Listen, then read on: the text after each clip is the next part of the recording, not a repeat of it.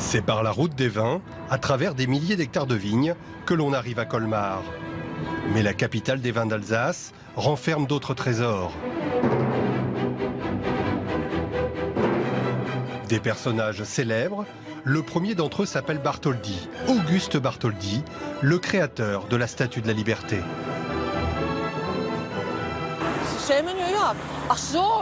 C'est la même qu'à New York. C'est un cadeau de la France aux États-Unis. La maison où a grandi Bartholdi, au cœur de la ville, est devenue un musée.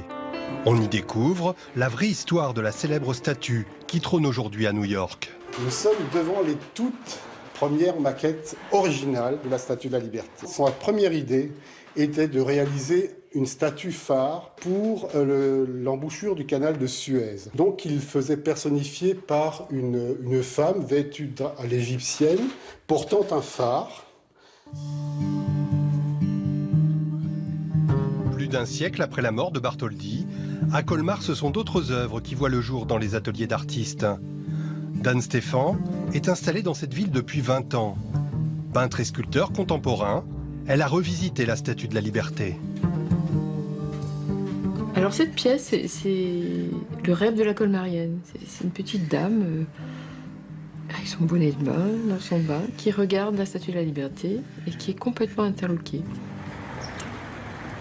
Interloquée, étonnée aussi par les couleurs des maisons de Colmar. Mais la ville n'a pas toujours été aussi belle. Jusque dans les années 60, les colombages étaient cachés. Alphonse Clos habite un quartier historique, celui de la Poissonnerie. C'était complètement crépi. On a des photos de 1900, il y en a plein, de ce côté-là, de ce côté. En 1706, tout a brûlé, ils ont reconstruit et donc ils n'avaient plus les moyens de sortir les colombages et ils ont tout crépi. Pour trouver les couleurs de Colmar, il faut sortir de la ville. À Sonthofen, une PME de 10 personnes décline plus de 40 000 teintes. Sa recette, le mélange de pigments minéraux naturels. On travaille beaucoup le bleu, le rouge, mais également le vert dans des teintes pastel ou très soutenues. Ce qui est une spécificité effectivement de la région, c'est-à-dire qu'on trouve beaucoup de teintes soutenues dans la ville de Colmar et de manière générale en Alsace. Perché sur sa barque à fond plat, Daniel Goer, maraîcher à la retraite, est le président des bateliers de la Laure. C'est une ancienne tradition qui était à l'époque utilisée comme moyen de transport par les maraîchers pour amener donc les légumes des champs vers la ville. Et ceci a été pratiqué jusqu'après les années 50, avant la motorisation, donc qui a pris le dessus, les camionnettes, les chevaux, tout ça. À l'époque, c'était surtout du choucroute, chou blanc, chou rouge, le poireau surtout. Et donc ça représentait déjà du poids et du volume. La rivière traverse le centre historique de Colmar. Un autre point de vue sur la ville. Une promenade de plusieurs kilomètres, également très prisée par les touristes.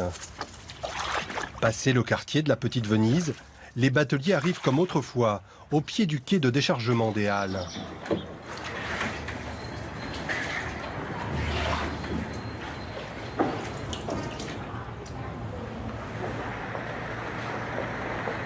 Sur les façades, les vieilles enseignes sont devenues des œuvres d'art.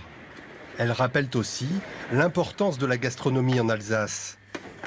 Les plats traditionnels des restaurants. Une cuisine inventive a aussi trouvé sa place. Jean-Yves Schillinger, chef étoilé, sert une truite saumonée fumée au sarment de vigne.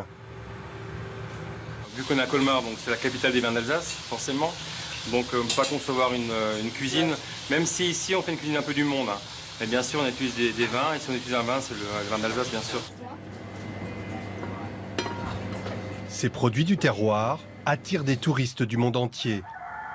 Retour dans les vignes, image insolite. D'où venez-vous ? Un couple savoure le paysage, mais pas uniquement. On connaissait cet endroit formidable et on avait vraiment envie d'en profiter. Comme eux, ils sont près de 12 millions de touristes à visiter l'Alsace chaque année.